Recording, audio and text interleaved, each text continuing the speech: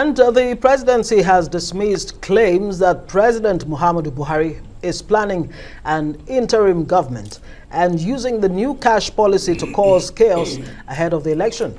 In a statement, presidential spokesman Garba Shehu said Buhari is committed to abiding by the principles of democracy and handing over to the winner of the election on May 29.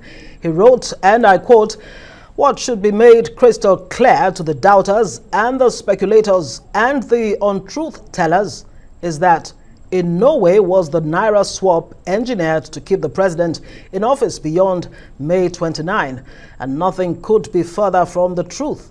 The president looks forward to handing over the reins of power to his elected successor. Now, this will happen on May 29, 2023, as the Constitution requires it." Well, Shehu accused those behind the allegations of trying to create panic in the country. We're now being joined by Senior Advocate of Nigeria, Professor Mike Ozekhome. Thank you very much. Well, good to have you. Welcome, Nigerians. Quite a lot happening. So much to unpack. If your smile could be what we see on the faces of Nigerians, and I'm quite sure the smile could be cynical.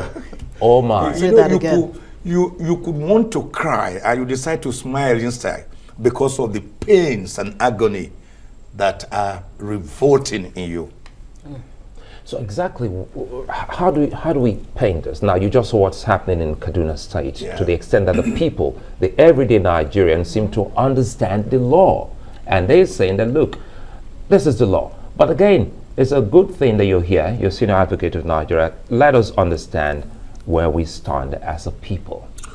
What I want to say is that the APC government has shown itself to be a Fuji house of commotion. It came in fighting, and during the time of President Muhammadu Buhari, and is leaving the stage fighting in a more bloody manner. Remember that in 2015, we had the unity group headed by Senator Gemade and the like-minded senators group headed by Dino Melaye. The unity group preferred Ahmed Lawan as the Senate president, while the like-minded group of Dino Melaye preferred Senate president, Senator Bukola Saraki, who finally emerged through some political daredevil and maneuvering at a time they least expected it. So one would have expected that 8 years are enough for a political party that came together as disparate groups, splinter of ABGA, new PDP, some AMPP, and the AC. One would have expected that 8 years are enough to have congealed into a great political party.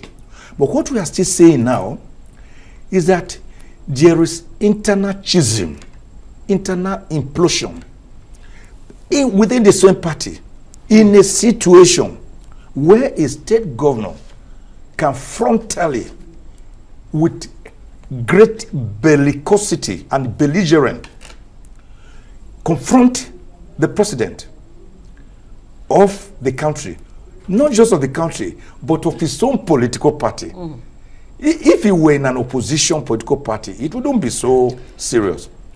Just a second. Fine. This is a sign, and this is a sign to Mr. President and all holders of office about the ephemerality of power.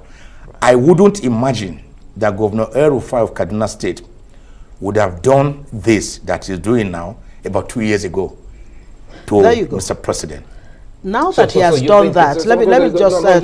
He just ended it by saying, so are you saying he's done this, sorry Ngozi, that you think he's done this because the president is leaving office in a couple of weeks? Oh, it's weaker and weaker by the day. Oh, certainly. Towards your departure, you get weaker and weaker. And that's the meaning. Because El-Rufai or any governor, even though they are state governors in Nigeria, being under the same political party would never have been able to challenge president frontally like that and say, you have said this, I disagree with you on a state broadcast, this is how I want my people to go. And the people apparently do not agree with him. They prefer to believe Buhari, and so they are still not accepting the old Naira notes. So how would you situate El-Rufai's position with President Muhammadu Buhari's directive? El-Rufai seems to be saying that he's justified, he's defending what the Supreme Court of Nigeria has ruled on. Yeah. You know, that status quo antebellum should be maintained. And President Buhari is going the exact opposite way. Is El-Rufai, as a governor of a state, in any way constitutionally empowered to take that position? Well, he is governor of a state. We are operating not just a democracy. We are operating an executive presidential system of government, and particularly in a state where we have, in a situation where we have federalism, not a unitary system of government. It's like in America, for example. Governors can take their own decisions, even against the decision of the president. Have you ever heard in America, Mr. President inviting all the 50 governors as they come to Washington, D.C. for a meeting? They will ask, is he crazy? Is he okay?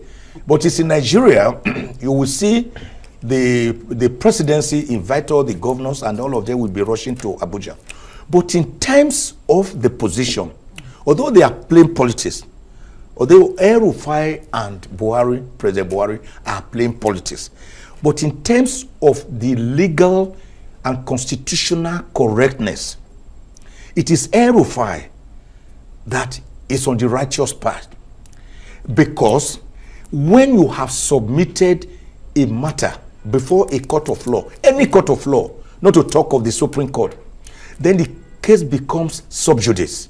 And the doctrine of least pendens means that no other person should take any action in that matter contrary to the happenings in the court. We all remember that last week the Supreme Court gave an interim injunction restraining the federal government through the CBN from doing away with the old notes, saying the old notes should still continue to be legal tender. So the old notes and the new notes were legal tender following each other, right? Simultaneously. Then the case again came up on the 15th. Of course, the Attorney General, when the country rose up, when the federal government first made it clear that they were not going to obey, the Attorney General had to be beaten into a corner, and he finally said the federal government will obey this court directive. The case now came up on the 15th, right, 2 days ago. Mm-hmm. Although the Supreme Court did not specifically pronounce that we hereby extend our interim injunction, it was taken and it was understood by any lawyer that the matter having been submitted to the Supreme Court of Nigeria, the highest court of Nigeria, under section 287, subsection 1 of the Constitution, every matter submitted to the Supreme Court and every order given by the Supreme Court binds all authorities, all persons, and all courts of subordinate jurisdiction to the Supreme Court. All persons, the president inclusive? Of course. Oh, the president is just a Nigerian. The only difference between Mr. President and you is that he has a constitutional immunity under section 308, which is vice president, like a governor, and his deputy governor. But even then, the Supreme Court has held that yes, when they empower, you cannot prosecute them for any criminal offense, but you can investigate them and wait for them when they leave office, then you can go after them. What am I saying? Right. The Supreme Court haven't waded into this matter.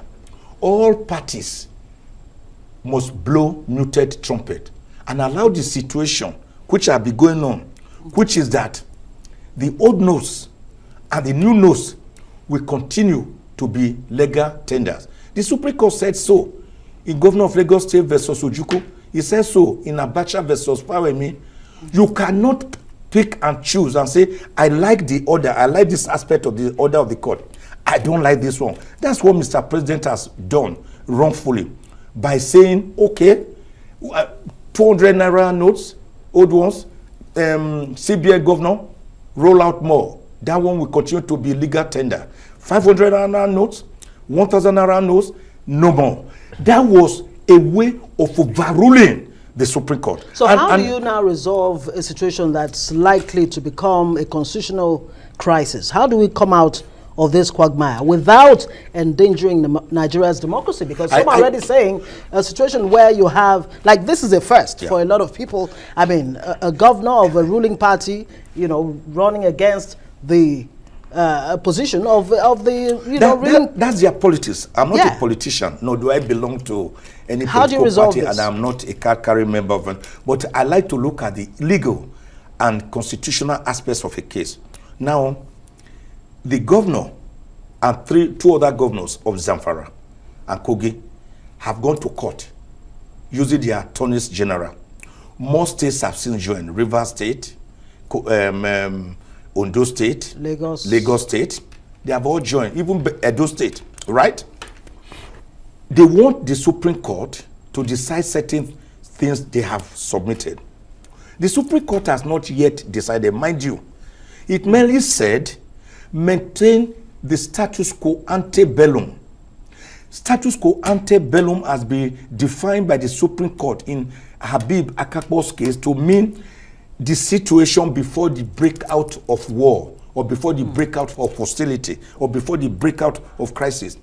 Meaning that the situation ante bellum is that old Naira and new Naira notes, which were supposed to have ended as legal tenders on the 10th of February, continue to be in use until the Supreme Court decides this matter. And the Supreme Court has adjourned the matter to the 22nd of this month. The way I put it elsewhere, it's like saying in native parlance, you drive away the fox before you blame the fowl for wandering too far into the bush. Which means? He has not decided. That means the Supreme Court has not pronounced on the legality or otherwise of the state governor's matter. Many issues, Ngozi, will arise. You know, I am not. Let me jump in here. Thank you for letting me comment here, because now I'm listening to you. You've given us not one, not two precedents that have been set leading up to this case. Now, should have made it a bit more easy for us. Now, the president has set a precedent, and listen to you, we can easily qualify it as a bad precedent. So, how do we get out of this? I go back to how Ngozi has said, because a lot of Nigerians watching you, they'll be waiting to hear the way out. And the way out now, since you say you're not a politician, and rightly so, we're trying to look at the legal way out of the lockdown. The way out is by waiting for the Supreme Court to pronounce on the matter. The states that have gone to court have invoked the original jurisdiction of the Supreme Court in section 242, subsection 1 of the Constitution. The Supreme Court has two types of jurisdiction. One is appellate, in which case matters come all the way from magistrate court, high court, federal high court, court of appeal to the Supreme Court. The other one is original jurisdiction. Original jurisdiction is when there's a dispute or a quarrel having to do with a factual situation or legal situation or any claim between states or between a state and the federation, and between states and states. So if, for example, Kogi is quarreling with Kaduna, the Supreme Court has original jurisdiction. Right. If Kogi, Kaduna, and Zamfara are quarreling with federation, the Supreme Court will also have original. But some of the issues that will arise in this matter, which I've seen some of the lawyers thrown up, I am not in the team. And I have told you, I have advised elsewhere that the Supreme Court, I think, should invite all the 33 attorneys general of the federation to come into this matter, and go further to invite seasoned senior lawyers, constitutional lawyers, those versed in legal practice, to come and be what you call amici curiae, that is friends of the court, to write briefs so that the Supreme Court decision will be further enriched. It did so in the case of the onshore, offshore matter. Now, some of the issues that will be thrown up, which they have already thrown up in their various papers that were exchanged, are whether this is actually a matter fit for the original jurisdiction of the Supreme Court. In other words, is there a quarrel between a state and the federation? Is the federal government headed by President Buhari under Section 5 of the Constitution, who appoints ministers and gives them functions or duties, including the vice president, does it equate to the federation, which is created under Sections 2, subsection 1 and 2 of the Constitution, made up of 36 states? The Constitution says the Nigerian Federation shall be an indissoluble entity made up of 36 states. Is this quarrel between Kaduna State and the Federation, or between Kaduna State and the federal government headed by President Buhari, who, in spite of the provisions of Section 1, subsection 3 of the CBN Act, which says the CBN shall be independent, actually controls the CBN? Would you say that this is a matter between a state and a federation? What of item 6 or look at items 5 and 6 of the exclusive legislative list? What do they say? Which show that legal tender, currency matter, meeting of coins and all that are matters within the exclusive legislative list. So that can in other words, challenge that? Fantastic. These are issues that I see coming up. Before we let you go, I mean, you took it right out of my mouth. Can a state governor give legal status to decide on the legality or otherwise of a currency? It cannot, because the currency is a federal issue. Currency is is on the exclusive legislative list. Go and see item 5. Is there? Exclusive legislative list. These are the issues that the Supreme Court will now, because the other party will have their own argument. But wait a minute. Why do we do everything wrong? Have you not seen that this Naira ordinary currency exchange is causing so much wahala, so much brouhaha, so much ruckus, that people, have you not seen some young men engaging army fighting?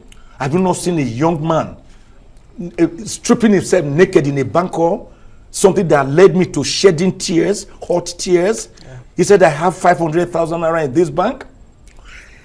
I need only 100,000. My wife is in the hospital. My children are sick. We need to eat. This is the first time in my life I am seeing, in my 65 years on earth, I'm seeing Nigerians buy money with money. You buy 10,000 naira with 4,000 naira. Are you getting me? Yeah. That means you have to now buy money with money, even before the expiration of the old naira notes. In my bag here, I have some old naira notes, mint, beautiful, but I can use them. Fine. Politically correct, it is. But the implementation is a problem. Right. Politically correct because all those politicians who have been stacking billions and billions of naira, yeah, but some argue, Mr. corrupt Prof, before voters. Before we let you you no longer go, have the opportunity. Some critics are saying to the federal government, you should simply go after those, stashing away those billions and billions of naira instead of setting fire to the forest to catch a few rats. Yeah, when you have the federal government that does not have the will to punish its own or to go after certain sacred cows in the society, what do you expect? Because how many people know that the British government, when King Charles III became the king of England to succeed his mother, Queen Elizabeth II, in September last year, the British changed their currency. Yeah. And the portrait that will not be on the currency will be that of King Charles III, no longer Queen Elizabeth II. And guess what? They said this implementation is going to start from the middle of 2024. So they gave nearly 2 years ahead. In Britain, how many people know that Queen's Counsel, which is the equivalent of Senior Advocate of Nigeria, is now called King's Counsel? And when you speak good English, she said, saying, oh, you speak good Queen's English. You can only now say you speak good King's English. And that's a good place to live These it. were done Prof. seamlessly. There were no killings, no violent protests, no mayhem, no arson, no burning and killing of POS holders. We'll have to live It's with there, a Professor country Mike that is Ozekhome. directionless without a compass. We'll have to live with I there, pray to God fortunately. that we get it right. We pray so too. Senior Advocate of Nigeria, Professor Mike Ozekhome, joining us tonight on News Night. Do stay with us. Thank you There's very more much. to come.